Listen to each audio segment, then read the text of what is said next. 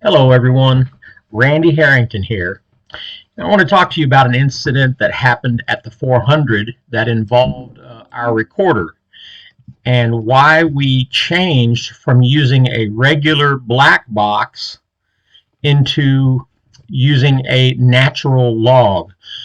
We had something happen on a uh, area we call the rock stairway behind camp. And now here's what my recorder looked like before I changed it.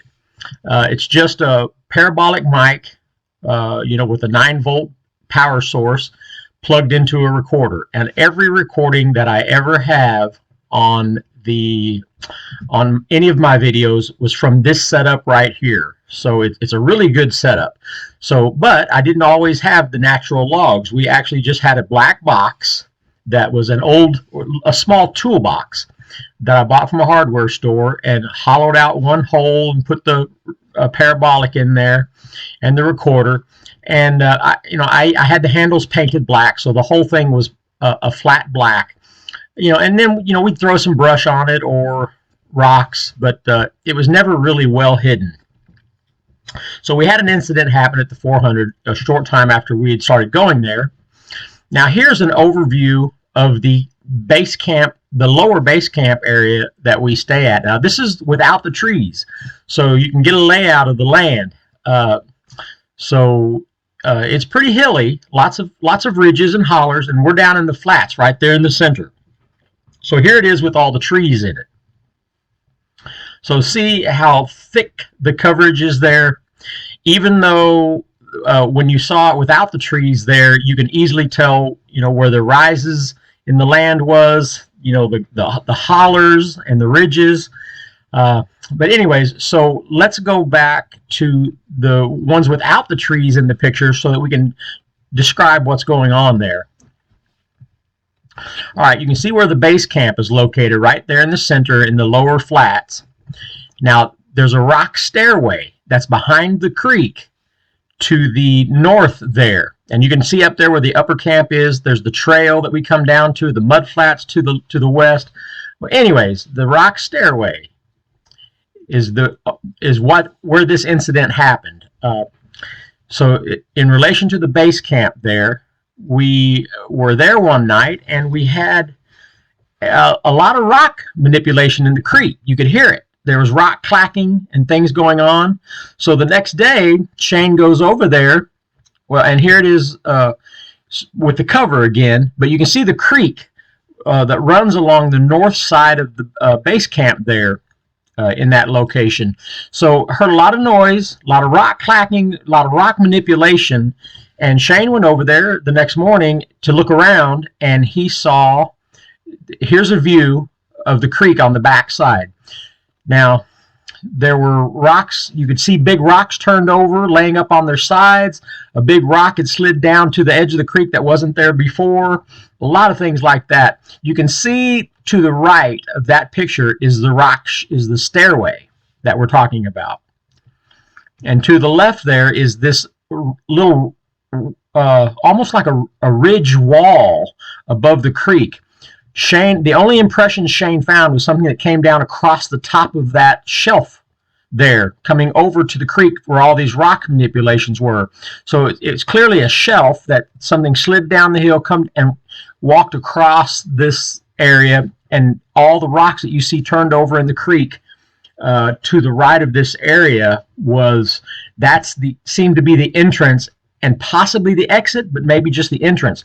So here's a picture of me going up to this rock shelf, this rock stairway, that I thought, we both thought maybe that they were using this to come down because Shane couldn't find any other compressions coming up and down that ridge. So we started focusing on this point as a place to put a recorder. So it was in this shelf area that I placed the black box with rocks piled on top of it. And around 10:30 at night, something came in and messed with the rocks that were covering this box. So this next recording will be that happening of something coming up, and we think something tapped on the box once it removed the rocks, but you will have to check this out yourself.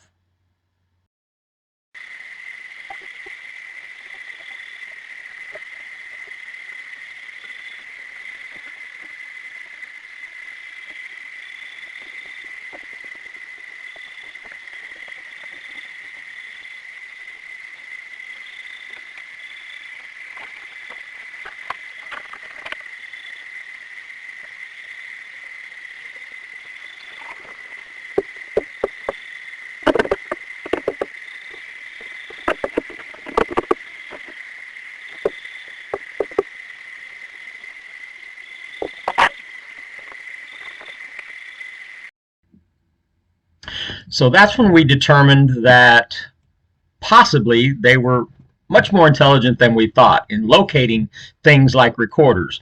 So it was back to the drawing board. How could we make it look more natural? So we got these logs, and I covered them in bark. Well, it wasn't logs, it was metal containers. Covered them in bark and slipped the parabolic and recorders inside the logs. And you can see one end is closed up so that no light will escape when you see, because the recorder has a light in it. And then the other end, that's where the parabolic catches all the recordings, and it's tucked back in there, and everything is black, so it's pretty well hidden when the log is laying on the ground. Now here's one where it's just the log and a headset where I can run it into the tent and listen while things are happening. So here's a log sitting on the ground in its natural state, trying to stay hidden, but it is actually a recorder. And here's another picture up under a ledge on a ridge where it also is just minding its business, capturing what's going on. So the 400 has given us a lot of information as long as we're paying attention.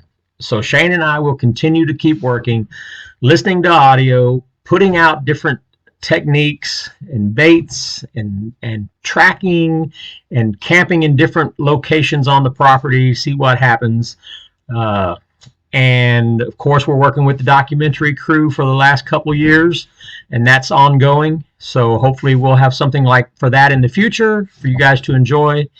And but Shane and I, we're going to keep enjoying this process. We love the mystery. We love the challenge, and we enjoy it. We enjoy each other's company, and the 400 is the place that just keeps on giving. Thank you.